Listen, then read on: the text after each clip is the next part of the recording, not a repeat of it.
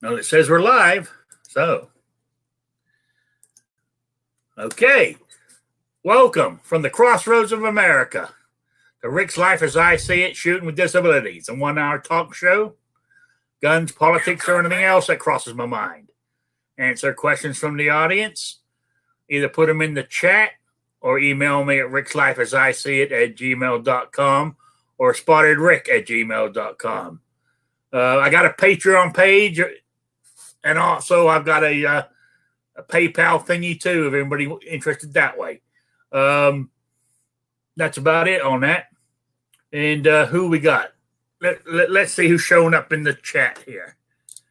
It started off with Kingpin, but he hasn't said another word since he was the first one in. And we got Jason Stewart, Gun Loving Grandpa.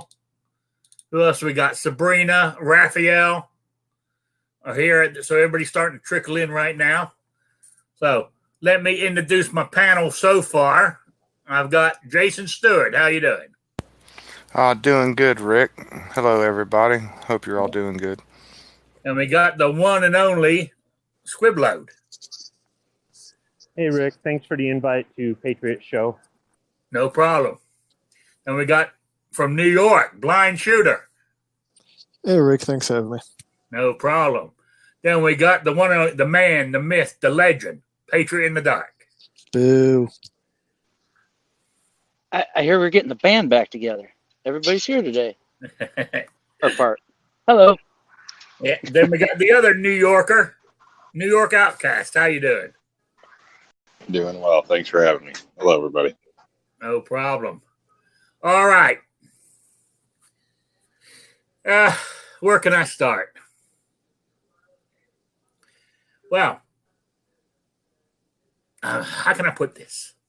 This Shooting with Disabilities is, I've said this before, I'm running out. I mean, maybe I'm not working hard enough to find topics to talk about. And so, I don't know. I'm not losing interest, but I'm finding it harder and harder to justify doing it. So, I mean, that's where I'm at right now today. I don't have a topic per se for tonight, but I'm, be honest with you, I haven't gone shooting this week because it's been goddamn way too hot. Even in the morning, it's been goddamn hot because that's when I normally go shooting is early in the morning. It's been even too hot to do that. So that's, my Shooting with Disabilities part. I ain't done anything. I just been. I got a suggestion for you, Rick. Okay. I'm listening. You got people out there in the chat, which I can't see. Yeah. You take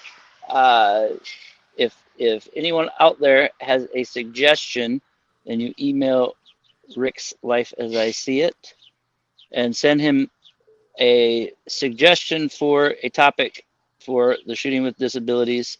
The first 10 I'll give patches out to. I don't know what patches.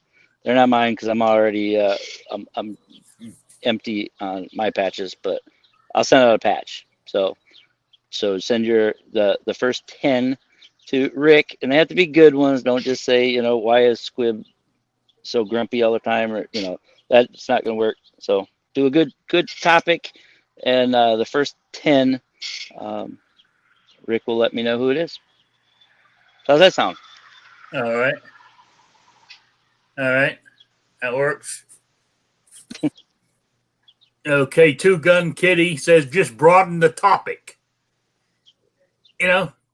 Yeah, I could, but I mean the reason was it was, people who had disabilities. That was the original thing, and it started off good. But I mean, I'm trying to find fresh topics to talk about, or should I start going over some of the ones we've done a couple of years ago? That's what I was wondering. I would say you could go back over the topics you've already covered, but I think the reason you're having such a hard time, Rick, is because the firearms community is so inclusive. There's no discrimination really against, hey, Patriot, you're blind. We don't want you shooting with us, or Rick, you have an issue with your back and arthritis. We don't want you shooting. Like, those who are able-bodied and go shooting, they don't care 99% of the time that there's something wrong with you, so long as you're not muzzling them with the gun or being a dick at the range. Good point. Good point. Something to think about. So I don't know. And I'd be more concerned about mental disabilities and physical at the range. Yeah. Well, I mean, we talked about mental disabilities people have. I mean, some people call Yeah, me. no, I mean, obviously, not, I don't know, not to sound brash or anything, but, obviously you don't want somebody that's a complete psychopath and hand them a gun and point them out at the range. Or something like that. But, yeah. Now, actually, that's a good point, Midnight Range, and I might have to hit Patriot up on this one because he's the one with the most of the contacts. Midnight Range says, I think people like the disability chat to learn how people deal with their disabilities as a shooter. I think you need to have some guests on to tell their stories. Yeah, so maybe I'll have to hit Patriot up here because he's the one with all the contacts. So, yeah. Yeah, that's a good idea. Let me write that down. I'll see if I can work on that. I mean, I can't guarantee I'm going to find somebody for next week, but I will work on it. Let me write this down. Work on. That sounded like motivation. Yes. For chat. There we go. Written it down.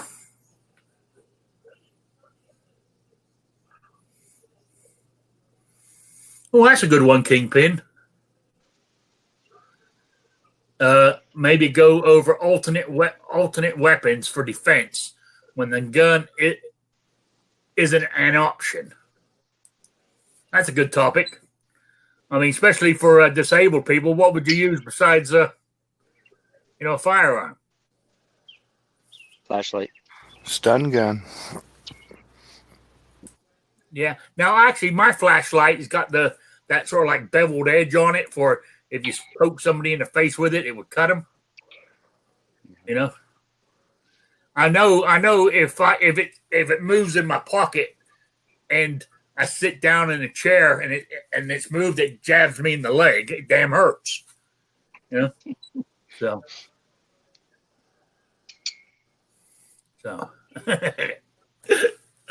anyway, what else is happening with everybody here? What have you been up to this week, Patriot? Since I saw you last. I kind of took some time off. It's especially with 4th of July and stuff. That's something that's really big in my family here. But spending time with the daughter, doing some things and lining up a new project with her. We're going to the range here shortly, but one of the projects I want to do, if I can locate one, I want to build an AR with her. Have her pick out what she likes or whatever. Just buy one of the kits, and then somehow find a lower. Which in my area, they're 100, 150, 180 plus just for a lower if you can find them. But I don't really go out that much for looking for them, so that's part of it. So I mean, at least the rifle kit I can just send in here. But the other thing is I got my new stickers today from Owl and Anchor.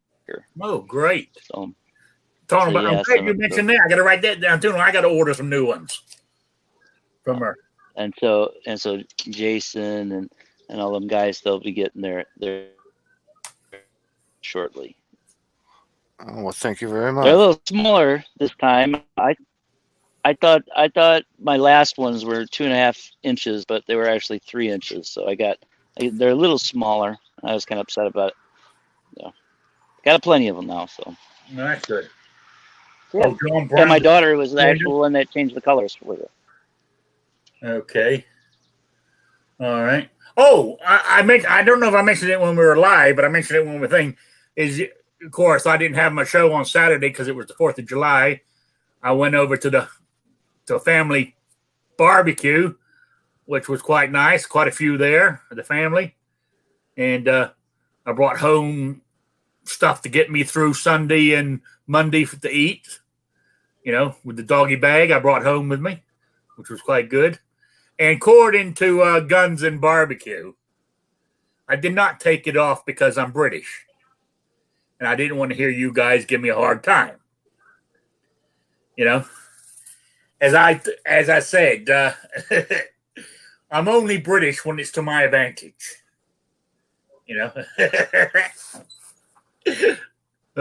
Mind you, though, when I lived in England, a lot of times, yes, when I lived at home, because my father was American in the military and retired. Well, he would have some of his friends over and stuff, and we would celebrate 4th of July.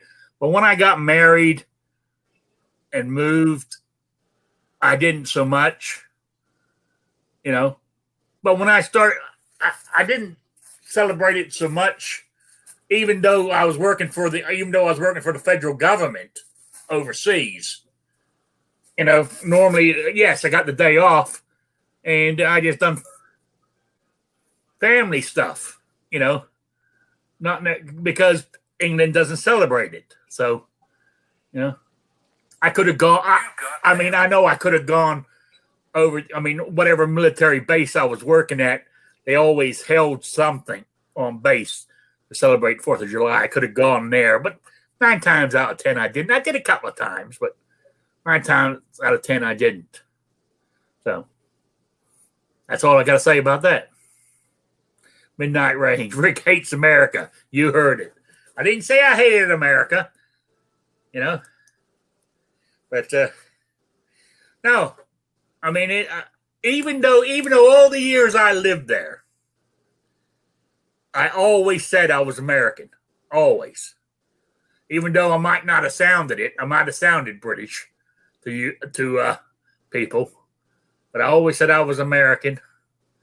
And wherever I was in the world, and I said this on the show before too, this is, even though as bad as it seems here, I still think it's one of the, I think it is the greatest country to live in still. I really believe that. And from my time living overseas, around different places around the world, you go to an American embassy or consulate, there's always a line around the building of people trying to get visas to come here. And so that's got to say something about this country. Also, I just wanted to mention this in case. Did you know that in the last, 100 years or so, if that long, there has been more. This is to do with what's going on, and with these stuff. There has been more Black Africans, moved to this country than the slaves that were here.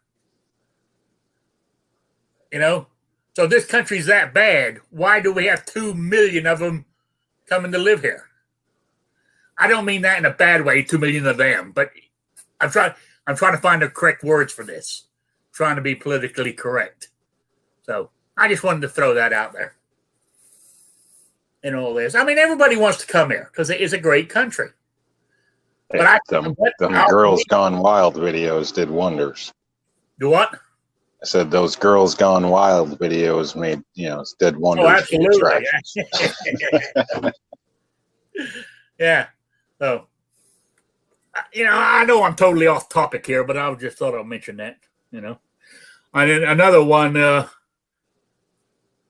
totally off here is I haven't got no email. I don't know if I got any emails yet, Patriot, to your let me have a look. No, I just got a notification.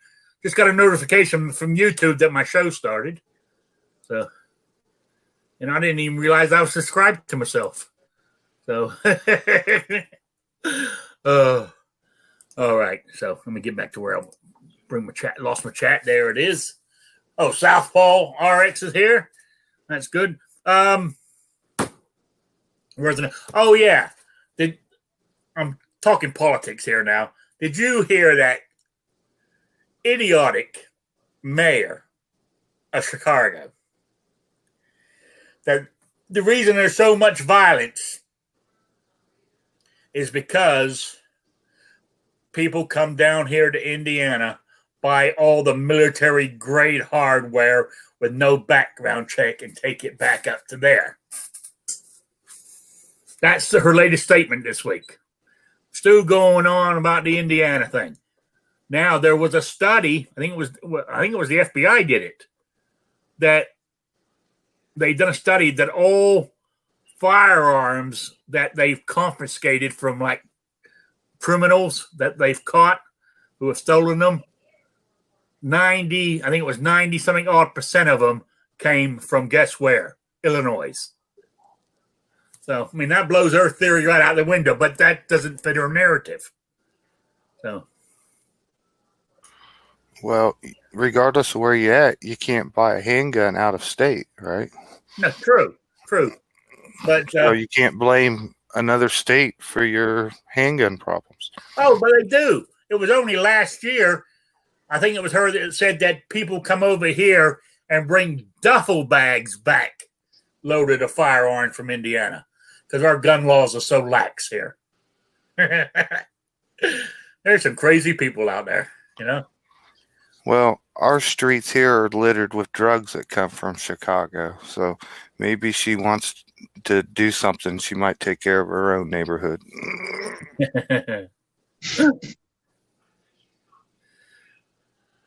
Oh, all right. So, what else is happening with you guys? Anything? I know you're at work, Squib, but anything happened in the last week with you? Exciting that you want to talk about?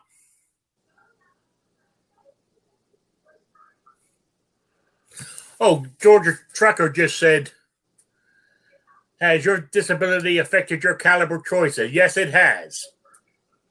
Mine it has. I've gone down to smaller calibers because of my arthritis in my hands. I have trouble. It's not so bad this time of year because the heat helps me. But, you know, as people know, I dropped down from the 45 to the 380. I know that's a big drastic drop.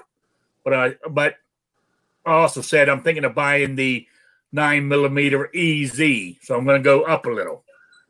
I think I can handle that.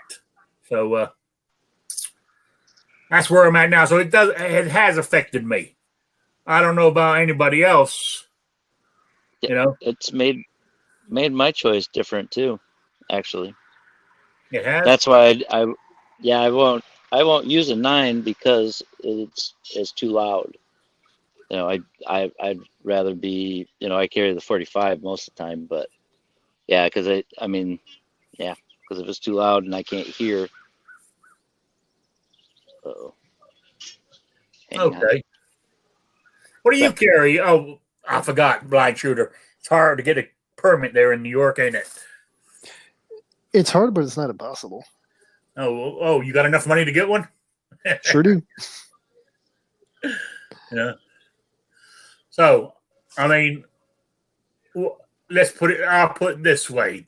I mean, let's hypothetically, if you were carrying, what would you carry? You asking me, Rick, or are you asking the panel in general? I'm asking you.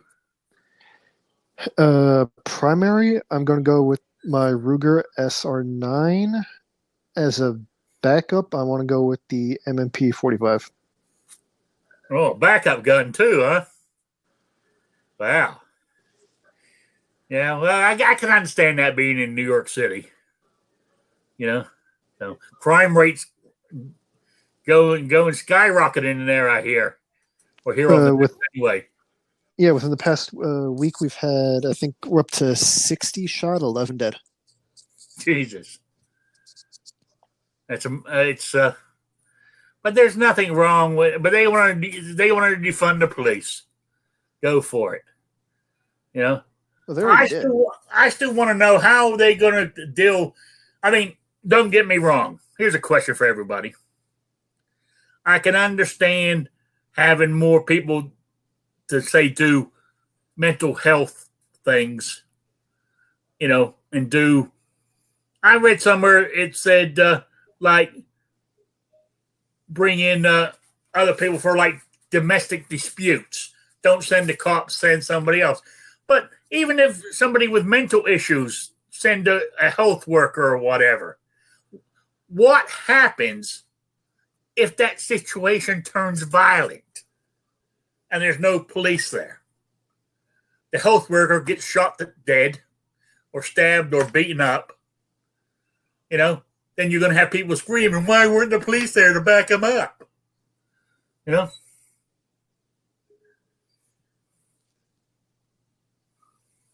Oh, here's another question for us all. When at the range, do you shoot from different positions, what your body allows, standing, sitting, in scooter, if taken, etc.? Just wondering due to your back issues. Mainly, my shooting positions are standing and either sitting in my scooter or sitting in a chair. I've got a big, giant chair that I take with me. That heavy duty thing that I can drop down into, put my weight on it to get myself back up. It's a, heavy duty. I think it can hold up to something like 800 pounds or some shit or something like that. I mean, that's basically the only two positions I do, standing and sitting. I could get on my knees, but getting back, I would have to do it very near my chair for I could have something to lean on to get back up. Because I can't, if I fall over anywhere, this is anywhere, if I fall over, besides looking like a beach well, I would have to crawl somewhere to be able to get hold of something to get myself up. I cannot, because of my back and stuff, I cannot get up from the ground unassisted somehow, unfortunately. And that's a horrible position to be in. I hate it. I really absolutely hate to be in because it sounds like, I've got to ask for help. And I hate asking for help. I really do. So that's where I'm at. So, okay, Patriot, when you're at the range, what do you do? Just at the range. Just stand, or can you do it from your knees and all this kind of stuff? It depends on the range, because if you're indoors or whatever, it's always standing or whatever. But if I go to the family property and stuff, then I do kneeling, and I kind of like the sitting on the ground. I like that one a lot, but but yeah, I try to. I don't as much as I used to. When I was sighted, I'd do the star ski and hutch and all that weird stuff. But yeah, as far as for the most part, it's either standing or I sometimes lean or reach around and stuff, that kind of thing. But nothing that's too tactical. Yeah. Also, which I know I should, but yeah. Well, when I'm standing, I will sidestep a little bit and shoot while I'm sidestepping. But I have to do it real slow because I'm afraid of tripping over. But besides that, what about you, blind shooter? Do you get in any other positions when you're shooting?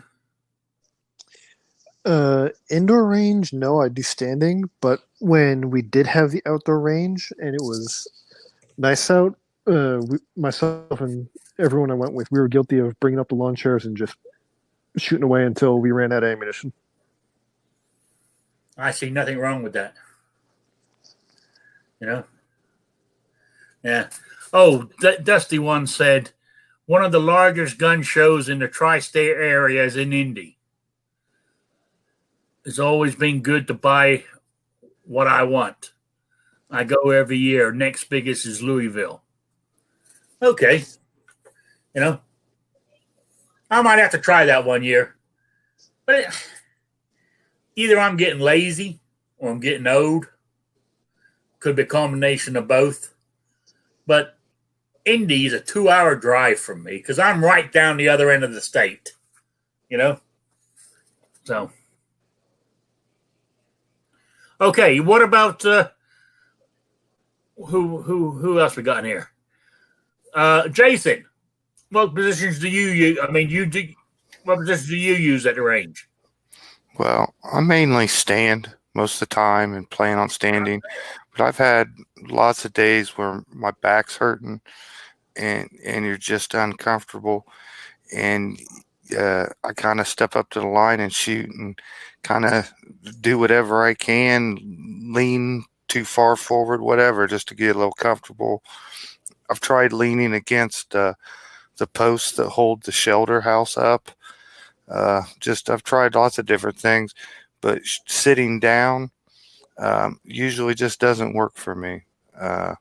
It's not like I can rest my hands on something and make a more accurate shot. I'm more accurate standing up.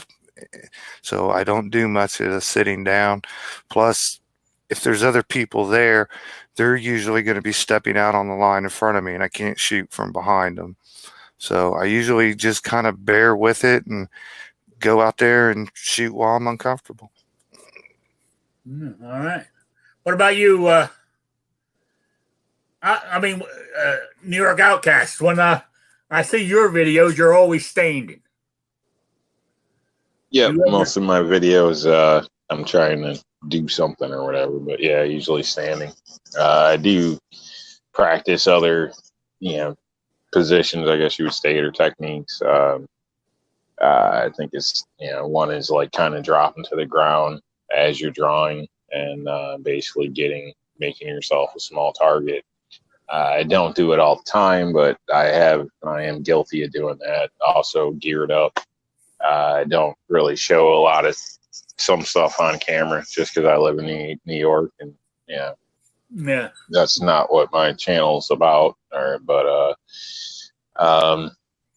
Most, I guess, a lot of the times I do just basic standing. So I do enjoy, like, I guess what's been turned from nothing fancy, the running gun. Used to do that pretty much all the time until I started shooting at my new place to make videos. All right. Hey, what about you? What about you, Squib? If you can get to the microphone. I don't really think the question was directed towards me. I know, but I'm curious. Do you just? I mean, you use? You just stand, or do you do other stuff? I mean, I guess it's just limited by the configuration of the range. Okay. All right. All right. Now I was just curious. I guess we would all be talking about shooting handguns,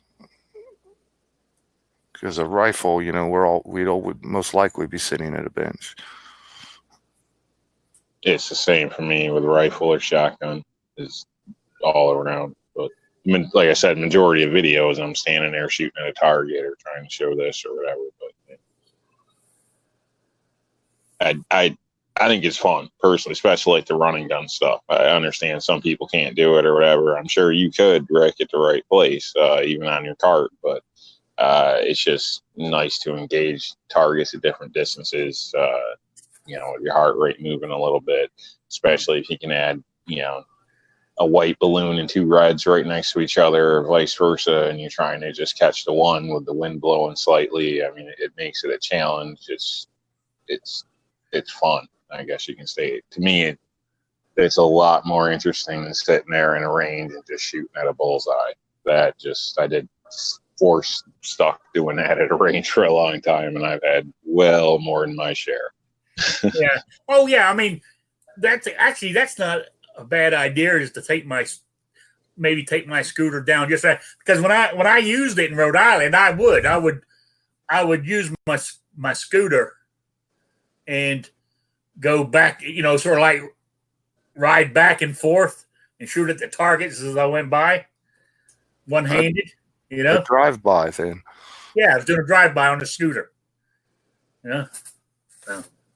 There we go. I think it's more realistic. I mean, if you really just want to stand in the middle of a street at high noon and shoot it out, good luck. But, you know, in most cases I've seen, you're getting your butt to cover. So, you know, it seems more logical, whether it's a home defense or anything, that you're used to some type of movement and not being directly obvious.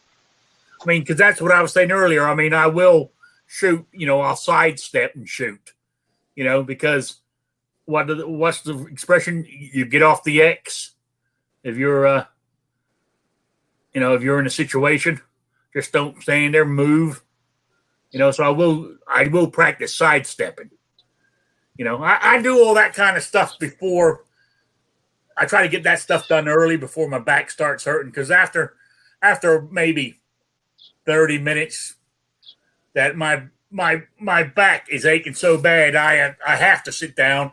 Then I'll sit down and shoot a little bit. Then I can get back up again, you know, and do some more. It's just I got to rest it all the time.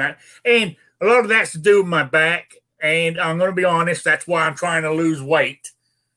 I mean, not only is it hurting my back, but carrying the extra weight on my back is not helping me either.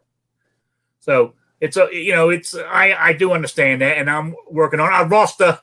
I've lost 2 more pounds this week, by the way. Congratulations. Because I've been, instead of eating potato chips and ice cream and shit in the evenings, I've been eating celery sticks and apples, you know, for snacks. So I mean, just doing that has made a hell of a difference, you know. And I've been eating more vegetables, you know. Little changes add up. Yeah. I mean, right now, I'm eating mainly green beans. I like green beans, so I'll eat those. Well, stay on the diet, Rick, and before you know it, next year you can come to New York and you can run the marathon with me. Yeah, I don't think so. I'm too old for the marathon. You just have to hit him in the leg with a hammer first to catch up. Oh, Ozzy said the only time I sit is when I am shooting for accuracy. New gun, new sights, etc. You know? Yeah. A lot of people, I think, do that. Who did we lose here? We lost Patriot. He fell out. But Whatchamacallit joined us. Guns and Barbecue. How you doing? Doing all right. How about yourself? Not too bad. Not too bad. We've been talking. Have you been listening, or you just joined us? Just joined you. I just got back from the gun shop picking up a side-by-side 16 gauge. Oh, wow. Cool. So when are you going to take that out and have a go with it? Whenever I can get somebody to take me to the range. I've actually got, 1, 2, 4 guns that I still need to get to the range and shoot that I've bought within the last year or so. And either the one's a long range rifle, and when I have gotten to shoot, I haven't gone anywhere that would actually let me get it stretched out. And then I just picked up that 329 PD, and I picked up a new shotgun a couple months ago. It's a AR style 12 gauge, but haven't gotten to shoot either of those. And now I got the side-by-side double barrel to take out. So whenever I can get somebody to take me to the range, I'll get them all out and poke around with them. What's the make on the side-by-side? It is a Western Field. Okay, so it's the is it the Montgomery Ward? Was that Western Yeah. Field? Okay. Yep. Gotcha. I believe it's SB 300 or some crap. But yeah, I'm 99% sure it's a Montgomery Ward Western Field. Nice. That is nice. You know, I remember those days as a kid. A few times we lived here in the States when I was a kid. You know, I mean, I remember because I remember one time my father buying a shotgun, and I think was it Montgomery Ward's or Sears. I can't remember. No, it wasn't Sears. It must have been Montgomery walking in and just buying one and walking out with it. You know, like, because there was back in those days, there was no restrictions, you know? So. You can still walk into a store that sells shotguns and walk out with it. Yeah, but I'm talking about like a, you know, like a Montgomery or the Sears and stuff like that. I mean, a lot of those stores don't sell them any guns anymore. Montgomery Ward's not around anymore, as far as I know. I haven't seen one in years. So, you know, is there any whatchamacallits left? One closed down when I first moved here 18 months ago. Was a oh hell, the blue flashing light. They used to have the cells on them. What the hell was the name of them? Kmart. Oh yeah, Kmart. Yeah, Kmart. Kmart's still around? No, they went bankrupt. I say, because we had one closed down 18 months ago when I first moved here. I think there might be a few. There's like still a Kmart.com, just like there's a Sears.com, but there's hardly any Sears stores either. Oh, okay. Yeah. We lost both in my area, Kmart and Sears. Yeah. Same here. Yeah. Yeah. But I mean, but back in those, where I'm going with this, I don't remember when my father bought this shotgun. It had to be. When did background check? I don't remember him having to do a background check. When did they start? The 90s, right? Nix. That's what I was thinking was early 90s. Yeah, because this was way before then. This had to be in the 60s or 70s, walking in the store, buying one, and walking out without no background check or anything, you know? Well, I remember getting told stories where, you know, people, like, you go to Kmart back in days like that, and they would have 55-gallon drums just filled with old Mausers, and you go pick whichever one you want out of the drum. They're throwing in their, like, toothpicks, and you take it up, pay for it, and see you later. Yeah. Yeah, the good old days. Background check takes 5 minutes. I know. In those days. For some people. You know? Yeah, I mean, background check does, but in today's climate, when I went and picked up my 1875 single action, I sat there for 40 minutes waiting for Nix to come back. You know, I've had to wait close to an hour myself due to the system not going through, and then you know, doing it on a computer, and then having to do it on the phone, and then you gotta wait. And, you know, welcome to go look around, and it's like, oh gee, it does seem like it's I'd say, you know, a third of the time you tend to wait. It seems kind of rare that you're right in and out, at least in my area. Yeah. Oh, Ozzy Osbourne said, I broke down and finally ordered a Smith & Wesson 380 EZ today. Should come in next Wednesday. Good for you. The 380 EZ, that's what I have. I have the Performance Center one with the gold barrel trigger and safety on the grip. It's I love that gun. I mean, it's light, it's nice, easy to shoot, hardly any recoil. You know, I don't know if you got the Performance Center or not, but the 380 EZ is great, and for racking it, I mean, it is. It's as easy as everybody says it is. How much extra was the Performance Center, Rick? Do what? How much extra was the Performance Center? It wasn't that much more. I'm trying to remember how much I paid for it now. It's $70 more than a standard model. There you go. It's absolutely pointless for them to sell the standard model at all. It makes absolutely no sense at all. For $70 more, all the little add-ons you get, it makes no sense I just don't get it. You know, I have to stop and think now how much it was. Ozzy's asking me how much I paid for it, and I'm trying to remember. Oh God!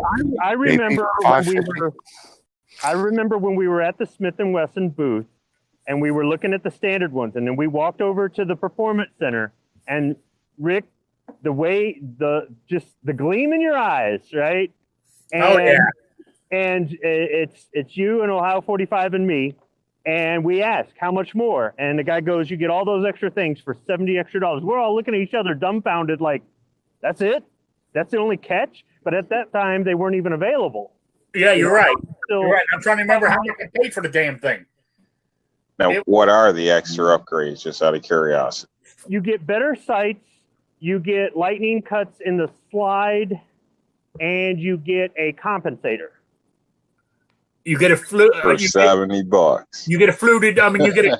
Is it called a fluted barrel? There's a cut in the barrel too. That's cool.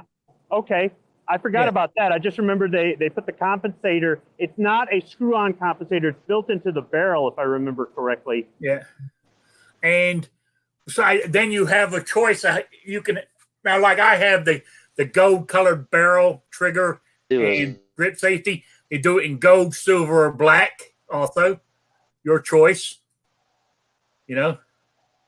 So I mean, like the easy, like the 9mm easy, I'm going to get eventually. I'm going to get it in silver.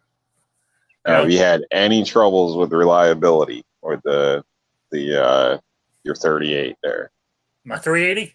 Yeah, 380. Sorry, None whatsoever. It's fired everything I put it through it. You know. Nice. Yeah. Not only Like that, Smith and Wesson nailed it. I'm not sure if the regular 380 has it, but the Performance Center, the magazine has the little thumbnail catch on it where you can put it down with your thumb to load it to make it easier. You know, like you get on most 22s magazines, that little side clip thing that you pull down and you can. Those tabs are helpful. You know, that I don't know. That's with every easy, no matter what, but that's on the Performance Center too. And those night, I mean, they're not only night sights, they're also what you call it. I can't even know the word for it. But I tell you, Fiber optic. Yeah, when I had that thing sitting on the side of my bed at night. You know, it actually sits on top of my Bible next to my bed, right? And that thing glows so bright, it's almost like a nightlight. You know, that's how mine is. But I had to pay $100 extra for sights and buy a sight, installation tool. So basically, I should have went the way you did. So yeah. Now, Rob, was that those True Glow sights? Yeah. I do like them. They stand right out. Like you'll have no issues finding your gun on the bed stand. Yeah. That's when you did the video on, right? Yep. I believe, I'm trying to think. I think I paid $4.99 for mine, I think. When I got it. That was out the door. So that's with the taxes and everything else on it, I think that's how much I paid for it. It's not bad. Under $500 for a decent gun. That's not bad. Yeah. I know. And I said I inquired today about the 9mm EZ. My gun store can't get hold of the silver one. They said there's no way. The distributor can't even get hold of them right now. They have the black one in stock, and that's selling for $555 today. If I wanted it, put it on layaway. But I said I would love to, but I don't want to get myself a little high. What, $555? Yeah. Well, the Smith and Wesson website says $599 is the. Okay. I'm just curious if it's jacked up a little bit on it. So I'm assuming it's $555 plus tax. They didn't say that. They said $555. So I don't know if that's including the tax, or I'm thinking that's without tax. I would imagine. Probably tell you the cheapest price over the phone. Yeah. But yes, I could put it on layaway, but I don't want to get myself. I can put it on a 90-day layaway, but I don't want to commit myself to that money right now. You know what I'm saying? So I'll wait till I can work it into my budget. Then I'll go do it. You know, Ozzy Osbourne said he just got the regular one. Ordered it from Rural King for $359, $400 out the door. That ain't bad at all. I was gonna say my cousin was just looking at the 9mm Easy. I was talking to him about a week and a half ago, and I thought he said a local shop here had told him 400. No.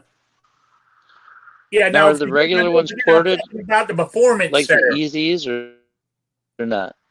Yeah. You've got mail. Now don't get. I'm talking about the performance center Easy 9mm. You know, I'm not talking about. This is just the plain Jane 9mm, not the performance center.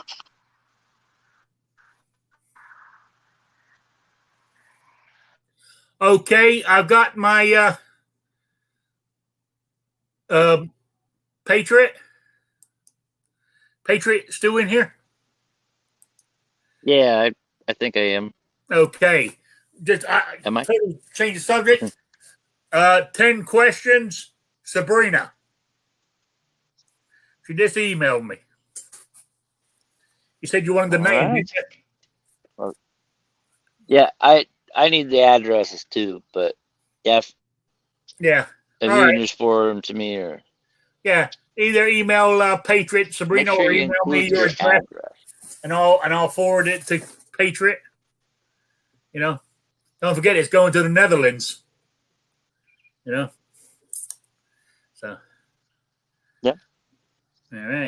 All right. What were we talking about? We're talking, yeah. So if I get back to what I was saying, if I get the Easy 9mm, it will be the Performance Center one. I mean, I've been spoiled now because I got the Performance Center 380. You know what I'm saying? So now, is that $70 going to cross the board with the 9mm, or is that $150 difference from the standard to the regular, from the price you were told to the price? Well, barbecues from on the Smith & Wesson website, it's $599 for the Performance Center. For the Easy 9mm Performance Center, it's $599. So and they quoted me $555 today. So I don't know how much the regular one is. I didn't look. That wasn't buying the regular one didn't even cross my mind. Who did we lose? Oh, we lost Patriot in the dark, dropped out. All right. So, but you're gonna, even the regular one though, Ozzy Osbourne, you're gonna enjoy it. It's a great. I was surprised how good it really was.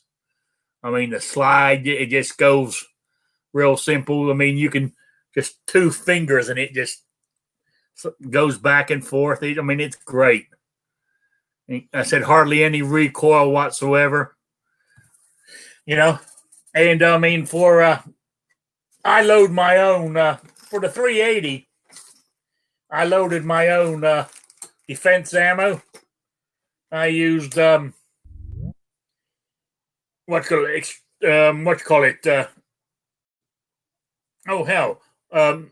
Lehigh Extreme Defense bullets? You know, the ones that look like a Phillips screwdriver. That's what I use for mine. I said I loaded my own. I'm trying to think how many. I think I put 3 magazines of them through it. I think, and it ran flawlessly. So that's what I use for my ammo, defense ammo. I got to buy some more of those bullets because my little box here is empty. So I got to get some more. You can never have enough. You know what I'm saying? What kind of press are you using, Rick? Oh, I use I got a Lee Progressive. Well, no, not Progressive. A Lee turret press. That's what I use. Okay, I know which one that is. Yeah. Work good for you? I normally buy the 4 die set, and I just just four pulls, and I got myself a cartridge.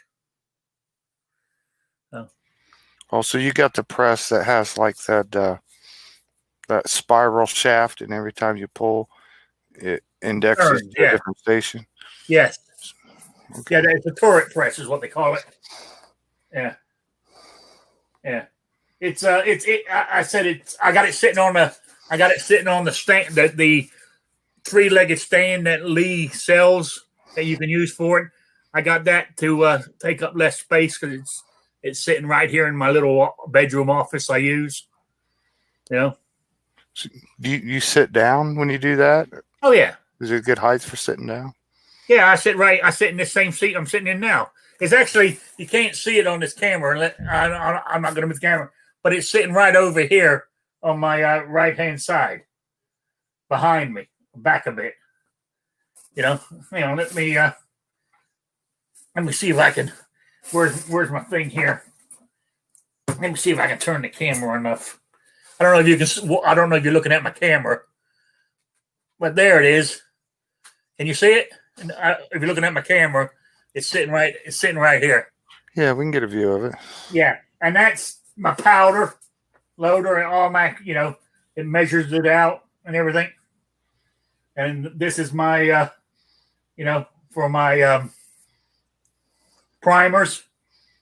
So I mean. Well, that setup doesn't take up much room at all. No. Then it's on this little stand right here. Yeah. You got this one where it punches the primer out. Then you push this thing in here, load it in this, and when it goes back down, it loads the primer into it. Then it goes back up and puts the powder into it. Not only it also what's the word I'm looking for with the it all sizes it as well. And then it goes down. Then the next one, this is where I seat. The next one seats the bullet. Then this next one, you don't really need it with most handgun cartridges. Is this one? This one crimps it. Then you lift your bullet out. Then you're back to start all over again. So it works quite good. Yeah, I like it anyway. I said I got this stand that came with it. I think I spent for my first set, with the. Let me move this back again. With the 45 dies I got, and I think all together, buying brass and bullets and gunpowder and stuff. I think the very first time I started, I might have spent $400 altogether for this whole setup. So, how many bullets you think he made? How many rounds? Oh, I don't know. Well, since I've been doing it, I know I made at least 1,000 45 ACPs since I've been doing them.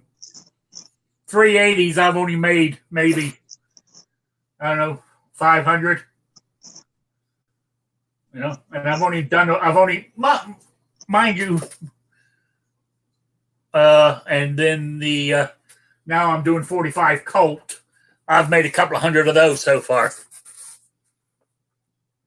So, you switch arms up? Do what? Switch arms up? Or do you do it all with the same arm? I do it all with the same arm.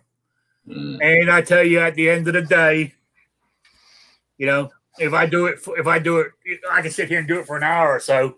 I have no problem when I'm doing it.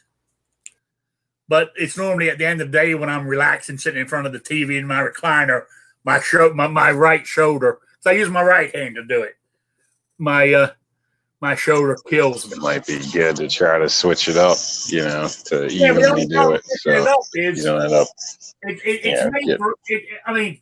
Because I can't, because the hand. Well, I could swap the handle over, but it's set up to be pulled with the right hand right now. Because I have it on the right. I have it on the left side. No, sorry. No.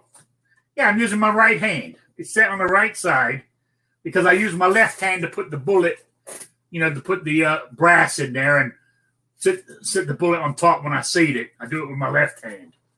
So I would have to swap the handle over to the other side to be able to pull it with my left, and just easier to do it the way I'm doing it. So, Sean says we're still talking about reloading, right? Yeah, we're on reloading.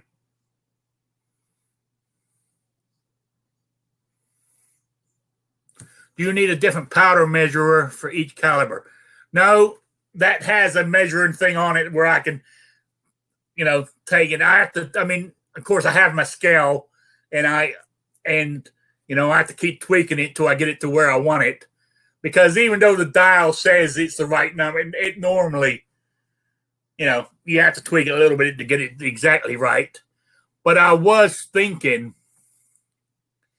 to get another one for each caliber. That way I wouldn't have to adjust it all the time. All I would have to do is check it every now and then. Even now when I'm reloading, I'll check every sort of 10th one to make sure that, the powder is correct. It's the right length and all this stuff. I do it about every 10th one to make sure that I'm still on track because I don't want any accidents. No. Rick, I'd like to say something about reloading if it's okay. Yes, go for it. So whenever I'm on a live show and it's a reloading chat or something like that, there's all kinds of people with all this negative pushback. Screw reloading. I'll never reload. I don't want to do it. This is boring. Why are we talking about it? Well, first off, then don't tune into the show. Duh. But here's the thing. Nobody's twisting your arm and making you reload. But reloading is like so many other different things in the whole gun community. People enjoy it and they want to share it with other people. Those people out there that on all the live shows that I've been on about reloading that have had all this negative pushback are the same ones whining right now that they can't find ammo. And it's not an issue for me. Here's the thing. It is some money up front, and the sticker shock scares the crap out of some people. Also, the biggest thing I hear about reloading, the biggest thing is people are afraid they're going to blow themselves up and burn their house down. People have been reloading since the 19th century. If it was that dangerous, there'd be all kinds of houses missing all over. Okay, it is not that dangerous. Yes, you can screw some things up, but it's fairly stable. It's fairly safe. It seems overwhelming at first, the terminology. You don't get it. You just jump in there and start doing it. After a while, you'll get it. You'll be like, oh, now I understand. And then you'll be talking with other reloaders using that terminology, and everybody else in the room's going, what are they talking about? It takes some time, and it does cost some money. But when there's these ammo scares and ammo shortages, you're just sitting back going, yeah, so what? Now, some people reload like 1 billion rounds a year because they're the Arkansas state champion for whatever shooting competition. And they'll complain that they can't get primers because they buy 10,000 primers at a time. But your average shooter, whether you train, you're practicing, you're taking your family out, you're setting up loads for maybe a long range shoot, for hunting, for something like that. The average person reloading can usually find components. I'm not saying that reload components don't dry up shortly after the ammo. They do. But if you buy your reload components the way you buy your ammo, you throw a box or two on with every mail order. You pick up a box or two of this or that when you're at the store. Over a course of months or years, you build up a supply. And you get this stuff when it's available and cheap. You can buy everything you need to reload cheaper than you can the ammo in most cases. All the components. If you've already got the press and the scales and some of the other stuff, that works with every caliber. You just need dies and a few other things that are specific to that caliber. And if you've built up the supply of components and you can pick up your brass at the range, if you can't pick up your brass, that is a problem. That is a big hurdle. You see how much space Rick is dedicating to this, and he can reload all of his calibers. I hear a lot of people, I don't have room. It doesn't take up a lot of space. You can dedicate the whole basement or garage to it if you want to. But when these ammo shortages come into play, A lot of reloaders, most reloaders don't worry about it because they've been buying stuff over the years. They've got plenty of stuff. Powder lasts forever. If you take care of it, it's not going to go bad. Primers don't go bad unless you're like doing everything in the most humid room in your house. Everything doesn't go bad. And if like I said, if you just gradually pick up some stuff here or there, you don't even notice it. You're at Bass Pro Shop. You're going to spend $50 that day. You're already $45 in. What's $5 more for 100 primers, right? You throw them up on the shelf. 2 years later, when nobody can find primers, you're going, I got them. You know, and not just that 100, but, you know, a little here. You can buy a case. You can buy 1,000 at a time if you want and get a little bit of a price break. But if you pick up 100 here, 100 there, you just don't notice. It's like NEA's rule about ammo. Pick up 1 or 2 boxes every payday, you won't notice it. Sure, buying a case is cheaper, but how many people have got the money, you know, every payday to buy a case? They don't, but you can pick up a box or 2. And then when there's an ammo shortage, you've got ammo. So for all you people that had all this stuff to say about reloading in the past, who's laughing now? If I can jump in on this too, I've heard people say one of the things that they have trouble with is they don't know where to start, you know, what press to get. Then, you know, they're worried about a bench and where they're going to store everything. And I actually saw a guy the one time that took an old entertainment center for the big, you know, tube style TVs and all that. And he took that out, reinforced it in some areas, and that gave him doors and everything else to store his powders in, his primers and everything else, his dyes. And he had a good working area, and it was at a good level for him because he too was in a chair. So that's something else to think about is you're at a yard sale or something and you see that old entertainment stand. You're like, who the heck is going to buy that? Because, you know, nobody even has a TV to fit in it today. Well, turn it into a reloading station for yourself. Yep, that's really good advice. And something about if you start off and you get a real inexpensive, basic kind of maybe like a single stage press or something like that, and you start off with it, and then after a while you get better at it, you can go, well, now I want a turret press or a progressive press so I can reload faster. You don't throw that thing away. You know, if you try to sell it used, you're probably going to lose money, except for a time like right now where maybe if they're hard to get, you get more money for it. But you end up, a lot of your older equipment, you will end up going back to it if you break something newer, or maybe you'll have that press be dedicated to one function and one function only. You're not going to like spend $200, $250 on a single stage press and then, you know, 2 years down the road go, well, it's shit, I don't need it anymore. You'll always use it. Or even better, take some of your older equipment and somebody who wants to get into reloading, but they don't have a whole lot of money to put into it, or that's that sticker shock that says, no, I'm not getting into it. Give them your old stuff. Just give it to them or sell it to them really cheap, and it helps them get into it. But that is not stuff that you go, oh, well, you know, I got a digital scale now. This beam scale is junk. No, you hold on to that stuff. It's all in your mindset. I'm not saying this to get people to get, if you don't want to reload, don't reload. I don't care. But I've just heard so many people say all this stuff, and I think they're just afraid to try, really.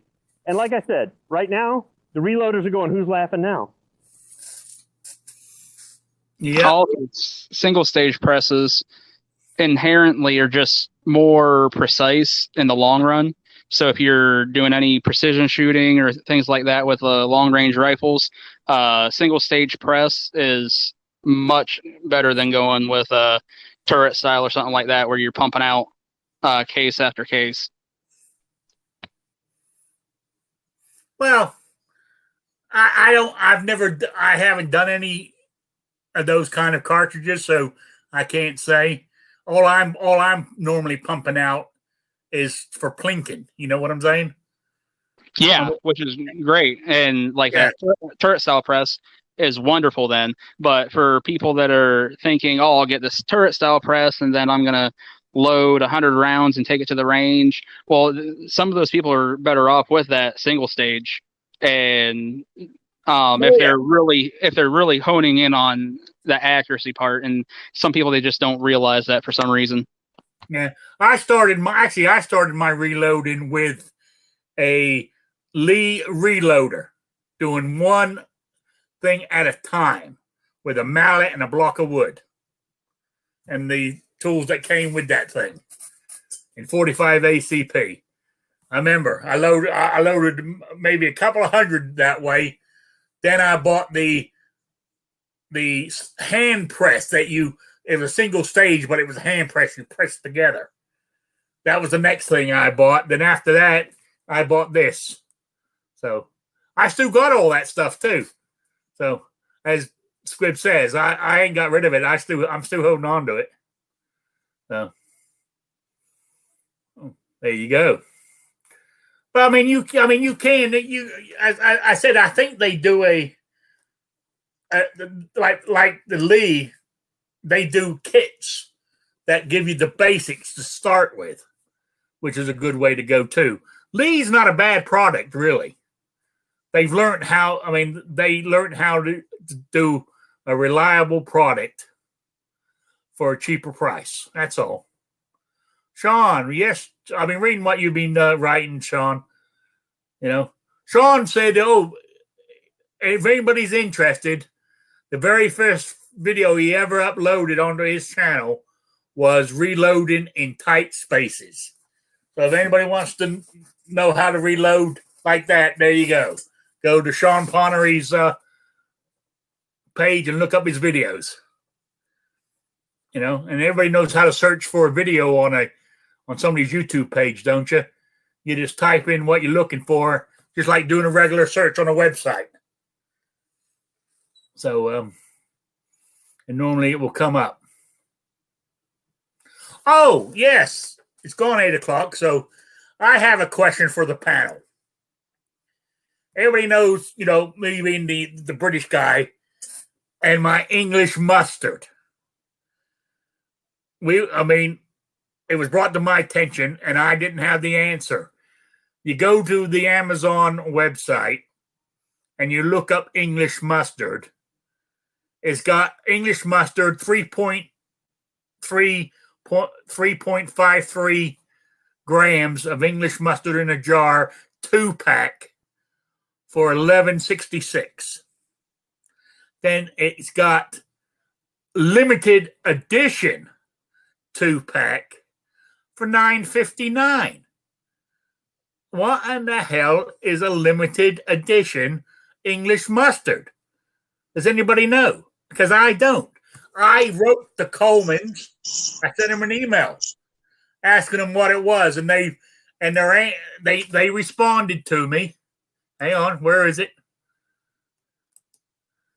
Here you go. Thank you for your inquiry. We have asked our brand ambassador to respond to me. So I'm waiting to hear what a limited edition English mustard is, unless any of you know. Yeah, because I have no clue. Maybe they're just referring to the sale, you know, limited edition sale. Maybe the normal product for less than a normal price. I don't know. Did they change the bottle by chance? Maybe it looked like a English guy that, you know, lost in World War II. Well, yeah, that's what I said to. That's what I was saying to show. Maybe, even though the picture doesn't show it, Amazon's just using a straightforward, generic picture of a jar of English mustard. Maybe it's a retro label on it now. I don't know. You know, what's the difference with English mustard? I mean, is that like Grey Poupon or something like that, or the Golden Spicy? Is it something? It's spicy. It's hot. Oh, you got to buy yourself a little jar of Coleman's English mustard. You'll never eat another mustard in your life. I'm telling you. All right, I'll keep an eye out for it. Yeah, Walmart sell it. If you ever go in Walmarts, most supermarkets sell it in the mustard section. It's yellow. It's in a small jar. You can buy powdered mustard and mix it yourself, but I just buy the jars of it. I'm trying to think. I think for a little jar, it's about $4. It ain't cheap, but it lasts a while. Does it have a red top? You know, it's great mustard. You know. Does it have a red top, like the lid?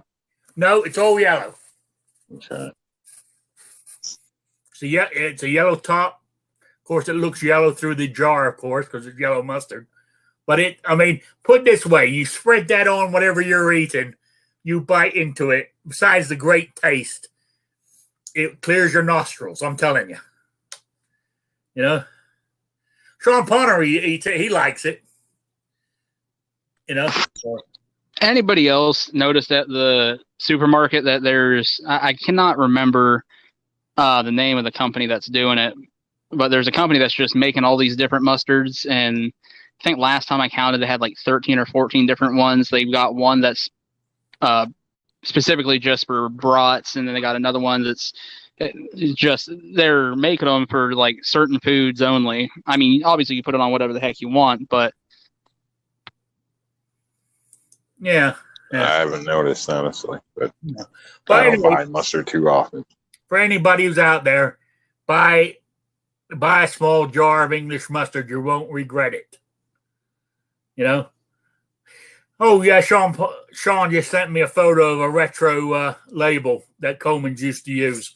I got a feeling that's what the limited edition is, and I think Amazon's just using a straightforward, standard English mustard picture for everything. You know, but all right, real quick, because I didn't have a show on Saturday, so the quiz is still standing. So get your email into me by this Saturday by lunchtime. And what it was in the movie Shooter,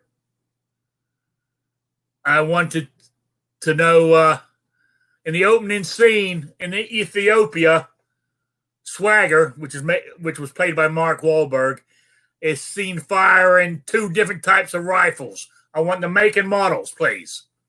Email me at rickslife@gmail.com or spottedrick@gmail.com. So get it into me by noon Eastern Saturday. And you'll be in chance for the swag pack. Mr. Knives is showing up. I ain't seen him in ages. So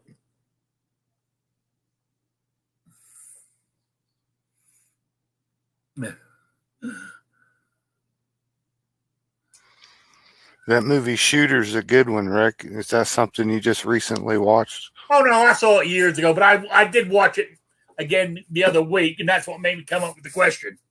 You know? Yeah, it's a good movie. I mean, a lot of these movies now, I'm not like some of you. I shouldn't say that, sounds bad, you. Like some people in the gun community. What do you mean, you people? Yeah, I backed up. I don't mean that in that way. I'm saying some people in the gun community watch some of these movies, you know, and start criticizing the guns or what they're doing. Like, you know, you see somebody, you know, has a firearm. We know it only holds 10 rounds, but they shot 15 out of it. You know, let it go. It's just a movie. Enjoy it for what it is. Is all I'm saying. You know? So, Speaking of a movie, did you get your email? My email? Yeah. I got,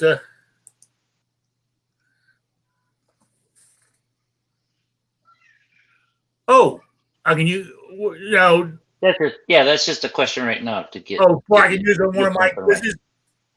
Right. No, right now. No, for right now, for a prize. Yeah, you have to have the answer. Yeah. Okay, gotcha. I'm with you. Because whatever I give away, Squibb is going to match. So he doesn't know it yet. What gun is that? It's supposed to be Bodie, Patrick Swayze. Okay, yeah. What gun does Bodie, Patrick Swayze, use in Point Break? Now, this is the answer in the chat question. Yeah. So, what gun does Patrick Swayze use in Point Break? So, hang on. Let me get my chat back up. All right. Come on, people. Do you want to win a prize from Patriot in the Dark? What firearm does Patrick Swayze use in Point Blank? Point Break, sorry. You know, nobody's answering. Maybe everybody's left to go to other shows. I don't know.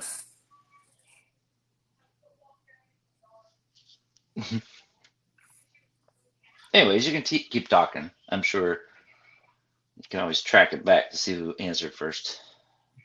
No, no, Ozzy, you're wrong. Yeah. Okay, Kingpin. Freedom Arms Model 83. Yeah. 454 Casol. That's your answer. Kingpin's the winner. Oh, that guy. He wins everything. Yeah, but you got to be honest. He's not in the he's not on the panel today. So you know, there you go. I don't know if Patriots got your mailing address, but if you have, I got it. You know. All right, guys. My grilled cheese sandwiches are calling to me. You know, so I'm going to. Sean says that's a real caliber 454 Casol. You know, so all right, from the panel, Jason, you got any shout outs or plugs? Not really. Just thanks for the invite. It's been a great show. It's good to see you. Missed you on Saturday. I'll be back this Saturday. So. Squib, anything? Shouts or plugs or anything? I'm glad the show's over. I'm hungry. I'm glad you stopped by. I really am. So, New York Outcast, you got anything? Nope. Just thanks for joining us and have a great evening, everyone. Yeah. Guns and Barbecue. Any shout-outs? Just want to say thanks for all the stickers that you sent me. I wasn't sure if it was because I became a patron or if... Yeah, that's what it was for. So that's what I figured, but I wasn't sure because I had entered the trivia contest that same week, which I was like, I didn't win, but so I was assuming it was for becoming a patron. But yeah, so I made a little video on that, you know. Yeah, people will check it out. I saw it. I did mention it at the beginning of the show. You were did you? I say because it hadn't gotten squat for views. I was like, man, I am an American. I might have lived in Britain, but I'm not British. I'm an American. Oh, I know. I just like to bust your balls.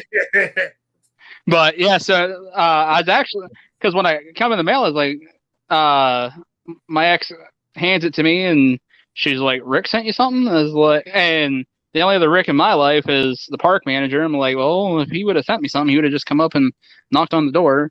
I was like, is it from Indiana? She's like, yeah. I was like, oh, cool. And then I opened it up. I was like, sweet. Yeah, so, yeah, appreciate it. Thank you. Yeah, no problem. All right. Patriot in the Dark. You got anything? I just hope everybody stays positive and finds something good. You know, stop and smell the whatever is outside. Yes. Unless you live in New York, you might not want to. Although sometimes I can't say it. My trash can sometimes reminds me of foreign lands, which is odd. Not in a bad way either, which is kind of weird. But yeah, just thanks for having me. And everybody, focus on your kids or your neighborhood kids. Keep them in line and teach them something. Yeah. All right. That's it. Also, I just want to mention real quick before I forget. Sorry to interrupt you. Is anybody else out there? I know Sabrina sent me a bunch of stuff, but anybody else there got any questions that I can or topics we can use in this Shooting with Disabilities show? I would appreciate it. Just email them to me. And if you know anybody who might be interested to come on this show who has a disability, let me know that too, and I'll get in contact with them. Also, while we're on it, if you got any topics for the Saturday show, let me know. We can always bring them up there too. So I just want to mention that. Okay, back to you, Patriot. Oh, and just remember that, the first 10 that come in disability questions, just let me know what their address is, and I will send them. Well, Sabrina's got the first one, and I think she gave me Hang on, let me have a look. I think she's even got 10 questions on there. All right. 1, 2, 3, 4, 5, 6, 7, 8. 1, 2, 3, 4, 5, 6, 7, 8. There's 8. She's got 8 questions. So there you go. So she's doing a good job. Man. You know? So, all right. So And it that's it. I want to figures- say thank you. And it figures this is the one show I didn't say hi, Sabrina, at the very beginning. I noticed. I thought you were snubbing her for some reason. You know, I want to say thank you to everybody in the chat for showing up for this. I really do appreciate it. All you guys being here, and it's always fun. And I do read the chat. I don't always mention it because sometimes we got some long-winded people in here, and by the time they finish talking, you know, that topic that you might have mentioned has gone way past, and they're on to something else already. And so normally I'll just let it slide unless it's something that's, you know, that I want to talk about, then I'll bring it back up. But anyway, keep on throwing your questions in there. I said I do read them. So I want to say thank you very much. I really appreciate it. And anybody out there who wants to be on the panel, just let me know. I'll send you a link. More the merrier is the way I look at it. All right. I will say thank you. I will all have a good evening. I'm going to go for my grilled cheese sandwiches. I'm going to go with grilled cheese and onion today. I'm going to slice an onion and lay it on top of the cheese while it's melting you know. So, because last time I done cheese and tomato, or as we used to say, cheese and tomato, you know, but now I'm over here, I say cheese and tomato. So I'm going to have cheese and onion today. So, all right. That's it. So I want to say good night to everybody and see you all on Saturday at 3 p.m. Eastern, the only time zone that matters. Have a good one. Bye, Sabrina.